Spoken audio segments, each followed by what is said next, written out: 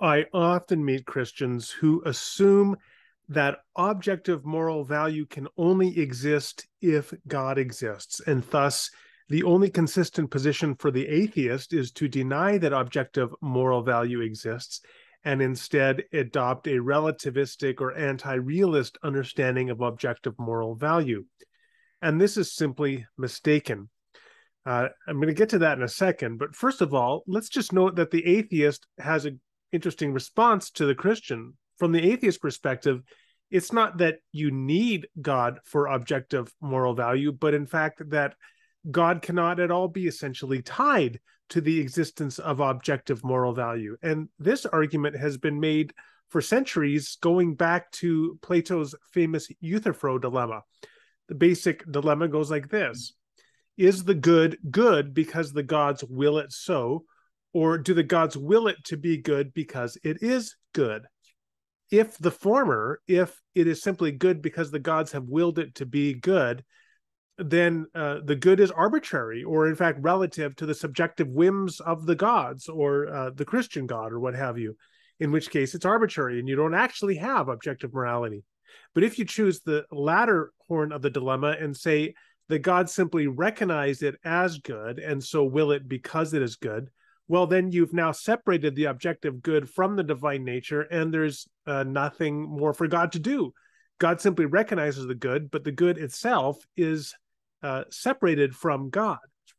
Now, the theist has a response to the Euthyphro dilemma. Well, there's several responses, but sort of the main response is to try to go between the horns of the dilemma and say the good just is identical to the divine nature. So in other words, it's not that God voluntarily wills the good to be good, but that the good just is the exemplification of God's nature. And so the good is grounded in God, not in his arbitrary will, but in his nature. Fair enough. I mean, that seems to be a workable response. At least there's certainly more that you could say there. But now the atheist has a response to the theist. Okay, if you want to identify the good or moral value, or the full set of things that give moral value you want to identify that to the divine nature, I just disconnect it from the divine nature because there's no reason I have to think it is essentially or necessarily connected to a divine nature. Let's unpack that a little bit more.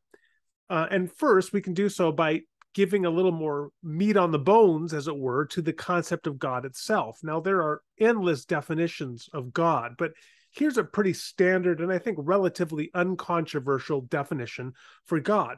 God is a supernatural agent who is omnipotent, omniscient, and perfectly good, or omnibenevolent, and who created the universe.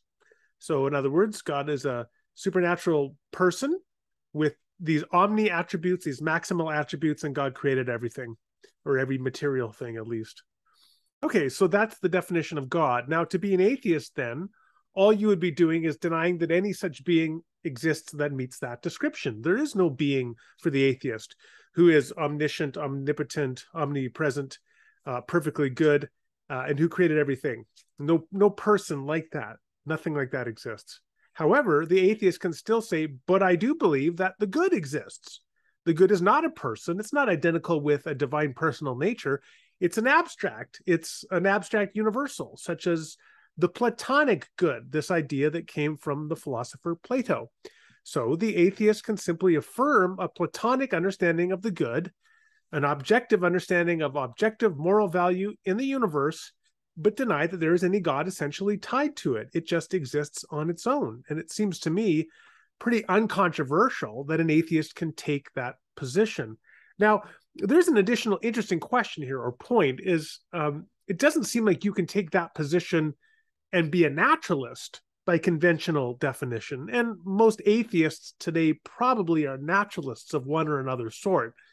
In other words, the view being that they believe ultimately everything that exists is natural, or everything that exists is explained in a hypothetically completed natural science, something like that. If you take that view, well, then it's very difficult, if not impossible, to affirm a Platonic good, because it seems like a Platonic good affirms an ontological reality that is just inconsistent with that which is defined by a hypothetically completed natural science, or that which is part of nature as we conventionally understand it.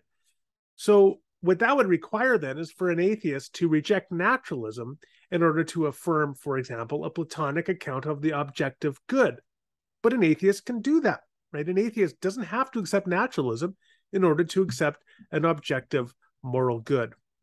This leads us to a final important point. Theists often, when they're arguing on this issue, they tie the absence of objective morality, as they claim it is essentially linked to atheism, they tie that to a lack of existential meaningfulness in life. In other words, if you do not have objective moral value, then life becomes meaningless, right? There's no meaning or substance to it objectively, except for whatever you subjectively project upon it. And subjective projection is simply not an adequate grounding for a meaningful life. You have to have objective existential meaning for an objectively meaningful and satisfactory life. Even if the theist is right about that, that you need to have objective meaning, it doesn't seem like there's any problem, to my mind at least, with an atheist affirming objectively meaningful lives by tying it to life lived in accord with the good, the objective Platonic good. So, for example, on this view, an objectively meaningful life would be one that a person lives in a godless universe in which they conform their life to the objective moral good that exists. They seek to live in accord with it. They seek to maximize the good in their own conduct and in their own character as they go through life. So by the end of their life, if they have grown in their character and conformed more fully to the good, and if they've produced an impressive abundance of good actions or actions that conform to the good, then you could say that that is an objectively meaningful life. Whereas one lived by a person that rejects the good, has no interest in the good, and themselves, their life and character and conduct was absent of the good, then that would not be a meaningful life, existentially speaking. So it seems to me that you could certainly take that view. Finally, what does this all matter? Well, as a Christian theist, one reason that this matters is because I want to live in accord with the golden rule, treat others as I would want to be treated, and engage with the views of other people and the implications of their views with the nuance and caution and care that I would want people to interact with my views. So if atheism doesn't entail subjective views of morality or existential meaninglessness, then as a theist, I should be clear about defining it as such and clarifying the issues, because I care about truth and I want to treat the views of other people with the nuance and care that I would want them to treat my views with.